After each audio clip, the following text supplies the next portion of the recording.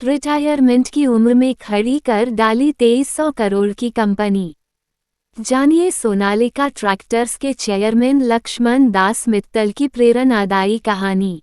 प्रेरक, रिटायरमेंट की उम्र में खड़ी कर डाली 2300 करोड़ की कंपनी।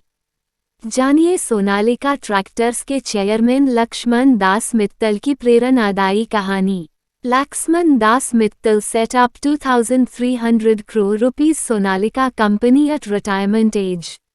अंग्रेजी में एक कहावत है, Age is just a number। यह कहावत हमें बताती है कि इंसान अगर कुछ करने का ठान ले तो उसकी उम्र कभी भी उसके आड़े नहीं आ सकती। अगर हम अपने आसपास देखें तो हमें ऐसे कई उदाहरण मिल जाएंगे जिसमें लोगों ने अपनी ढलती उम्र में भी अपना काम शुरू कर उसमें सफलता पाई है। ऐसी ही कहानी है सोनालिका ट्रैक्टर्स के संस्थापक लक्ष्मण दास मित्तल की। लक्ष्मण दास जी LIC एजेंट थे, वहां से 59 साल की उम्र में रिटायर हुए और उसके बाद 65 साल की उम्र में सोनालिका ट्रैक्टर्स की शुरुआत की और आज यह भारत का तीसरा सबसे बड़ा ट्रैक्टर ब्रांड बन चुका है।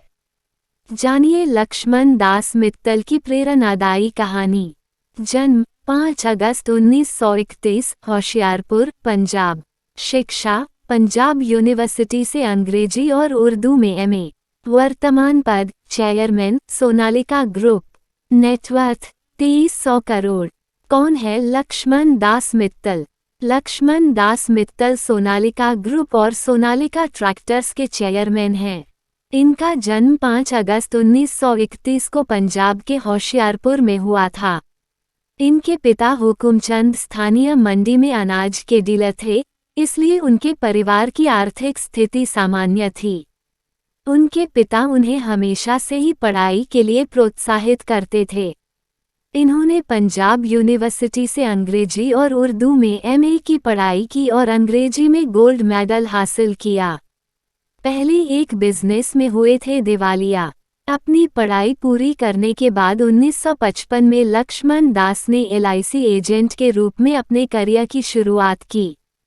वे शुरू से ही अपना बिजनेस करना चाहते थे, लेकिन इसके लिए पैसों की ज़रूरत थी। इसलिए वे LIC में काम करते हुए अपनी सैलरी में से बचत करने लगे। उसी बचत से उन्होंने 1962 में नौकरी करते हुए थ्रेशर मशीन बनाने का काम शुरू किया, लेकिन इसमें वो सफल नहीं सके। उनका यह बिजनेस डूब गया और वे दिवालिया हो गए। इस दौरान उनकी नेटवर्थ सिर्फ 1 लाख रुपये रह गई। इस तरह किया जीवन में बाउंस बैक।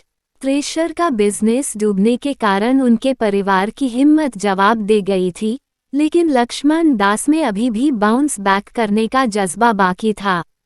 वे LIC में लगातार काम करते हुए आगे बढ़ते जा रहे थे। इस दौरान वे दूसरे बिजनेस में हाथ आजमाना चाह रहे थे। इस दौरान उन्होंने मारुति की डीलरशिप के लिए भी अप्लाई किया, लेकिन उनके पिछले ट्रैक रिकॉर्ड को देखकर उन्हें रिजेक्ट कर दिया गया। तब 1970 में लक्ष्मण दास ने सोनालिका ग्रुप की स्थापना की और खेती से जुड़े उपकरण बनाने लगे।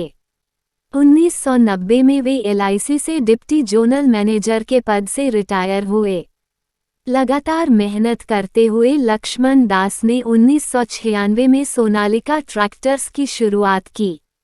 लक्ष्मण दास कहते हैं कि कभी मुझे मारुति की डीलरशिप के लिए रिजेक्ट कर दिया गया था और आज कई लोग मेरी कंपनी की डीलरशिप के लिए अप्लाई करते हैं।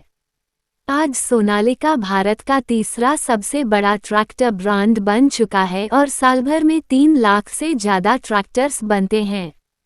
सोनालिका का कारोबार भारत के अलावा 74 देशों में फैला हुआ है और इनकी नेटवर्थ 23 करोड़ से ज़्यादा की हो गई है।